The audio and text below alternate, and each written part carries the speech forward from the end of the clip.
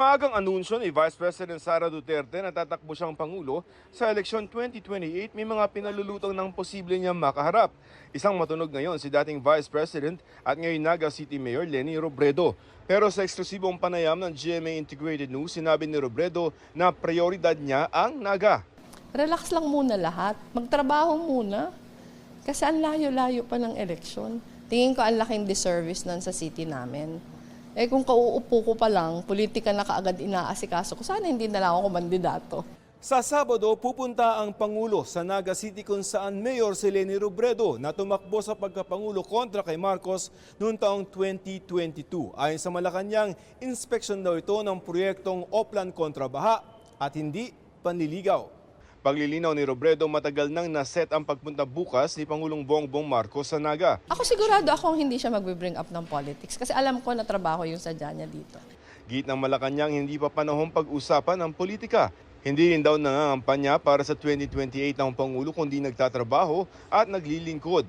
Pero natanong ang palasyo sa ideya ng tapatang Sara Leni. So ang lumalabas ay aksyon versus bakasyon, nagtatrabaho versus hindi nagtatrabaho, pro-Philippines versus not pro-any country, suhesyon na igagalang, patawan, pero hindi napapanahon. Bago ang pahayag ni Robredo, ano nga ba ang sentimiento ng ilang taga-oposisyon, lalo na sa umugong na alyansang Marcos-Robredo na pangunahing magkaribal sa eleksyon 2022? We're not looking at it at this point in time. Hindi kami manliligaw. That is clear. It is a kiss of death. Kiss of death. Do that, you will lose.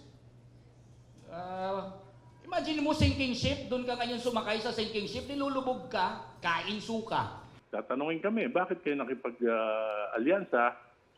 Alam niyo naman, palulusutin niyo ba yung mga nangyari na yan, 1.45 trillion na pinakamalaking korupsyon na nangyari sa ating bansa. Tutol din sa alyansang Marcos-Robredo ang apo ni Ninoy at Cory Aquino na si Kiko Aquino D. Well, ako po consistent naman ako na tutol po ako sa ganung alliance. Pero ayun, parang that's up to VP Leni to decide. Hindi siya rin katanggap-tanggap in terms of yung cause for justice para sa mga biktima ng batas militar, para sa yung cause para sa laban sa historical distortion. So, may iba pa kayang alternatibo ang mga kaalyado ni Robredo sa Liberal Party. From the pronouncements of Sen. Risa and Sen. Bam, you would say that they are offering themselves as possibilities. Nauna nang sinabi ni Senador Risa Ontiveros na handa siyang tumakbong Pangulo kung pipiliin siya ng United Opposition.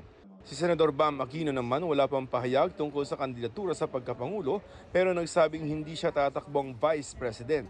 Magkakaroon ng malawakang konsultasyon para rito ang partido. Kung lalaban maski sino, dapat isa lang ang magiging kandidato. That's clear. That's clear. Whoever that will be, we still don't know. Joseph Morong, nagbabalita para sa GMA Integrated News.